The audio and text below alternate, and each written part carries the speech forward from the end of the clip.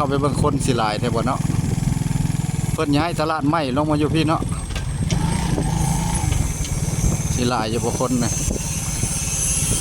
ตลาดมหาไซ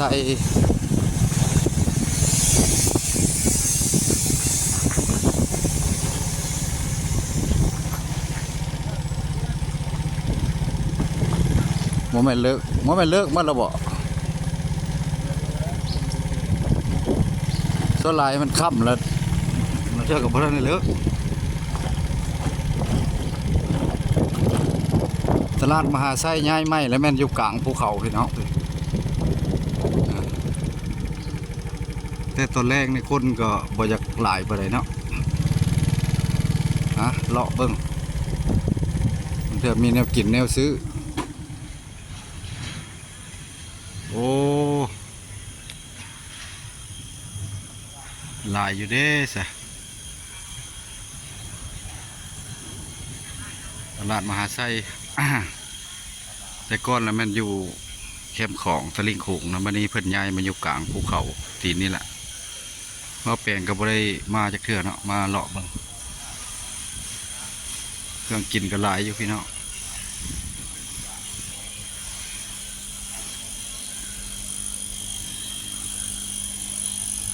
ปลานิ่นปลาดุกธรรมดาคนบ่จะค่อยหลายเนาะตอนเช้าสิหลายอยู่เนาะพี่น้องซื้ออย่างพอบ้านปลาดุกบ่ปลาดุกพัน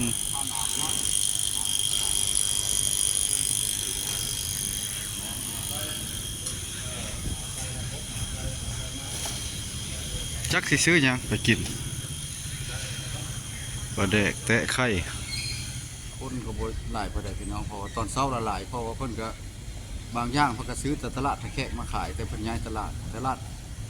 แต่ก่อนแล้วมันอยู่พุ่นอยู่แปะหัวพุ่นบัดนี้แล้วเพิ่นย้ายมากลางภูเขาเนี่ยเป็นตลาดแรงคนก็บ่หลายพอได้ซ้ำนี้แหละคือเลาะพุ่นไปเบิ่งน้ำกัดนี่เนาะฮอดพี่แล้วนี่ตัดภาพมหาวันเมืองมหาไซตลาดตัวนี้แวะตลาดตัวนี้น้อยหนึ่ง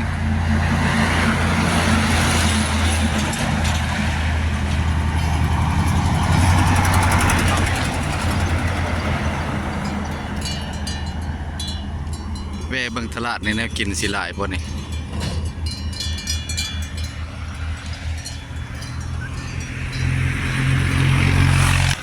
นี่จะผู้สาวหลายทางบ้านนี่ผู้สาวหลายเนาะอ๋อเสานี่บ่มีนี่แต่ว่าตลาดนี่เป็นตลาดแคมทางพี่น้องแขกไปเทมากับมักแวะซื้อเนาะเข้าไปเลาะเบิ่งนำกันเนาะเป็นเผือกเป็นมันกันหลายไม่ยังนี่เผือกบ่คู่กบบ่ฮะคู่เท่าไหร่คุกเท่าไร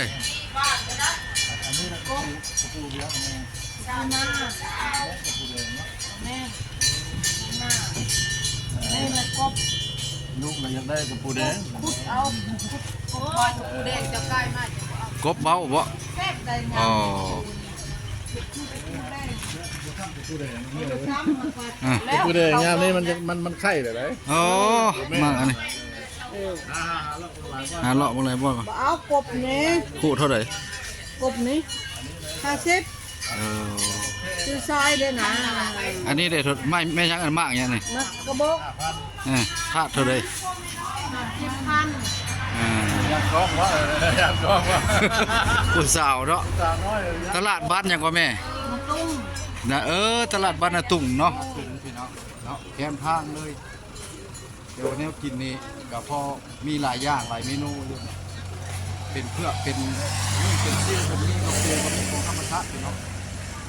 ตลาดบ้านนาตุ่งแต่ว่าท่านผู้ชมก็คือจำได้อยู่เนาะเคยเห็นอยู่เนาะ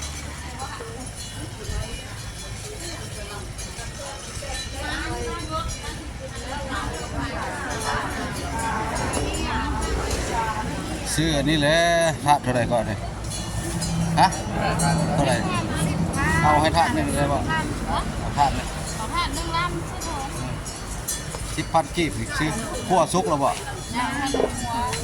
กินเลยก็ได้เนาะ30,000เนี่ยไข่ก็ห่อผ้าเด้โอ้ไข่หมดแดงเนาะไข่หมดแดงไข่ลิมัน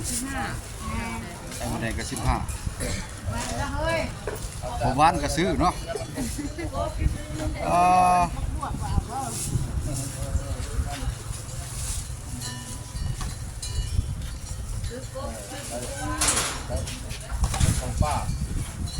สัตว์ป่าเนาะ มาบ่เฮามาบ่ สัตว์ป่า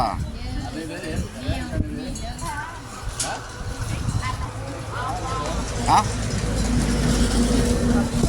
พัน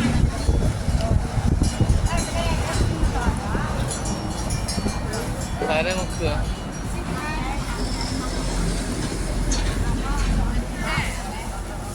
ตอนเช้าบ่มีคนเนาะตอนเช้าเนาะบ่จะมีคนคนบ่หลายป้าผู้สาวอายกอกมานี่ตายผู้สาวขายยังฮะว่าบ่ได้ขายยังนะมาสิ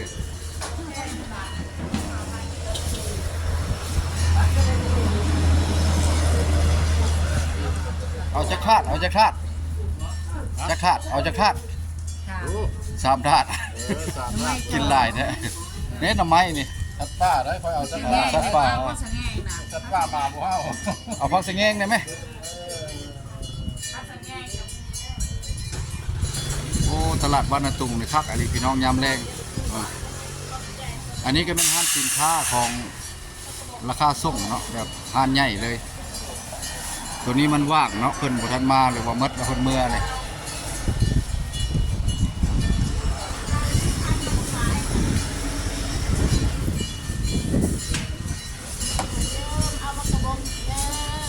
ซื้อแล้ว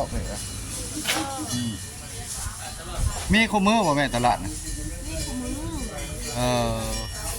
ตลาดพ่นไร่ต่างหากบ่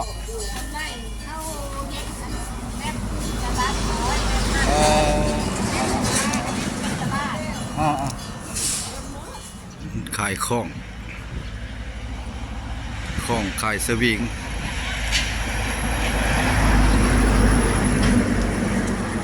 โอ้มีแต่ของมีแต่สวิง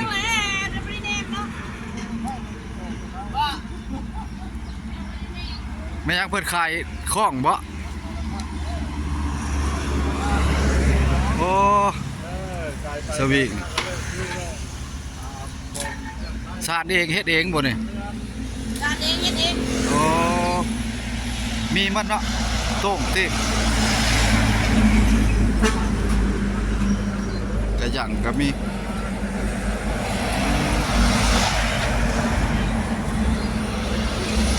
ของลอยก็ครับ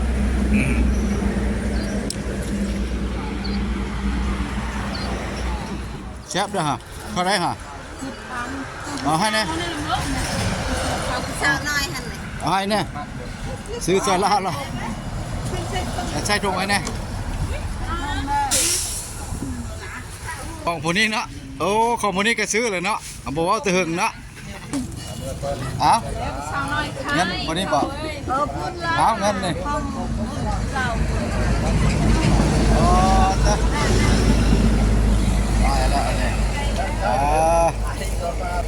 บ้านตุ้งเนาะ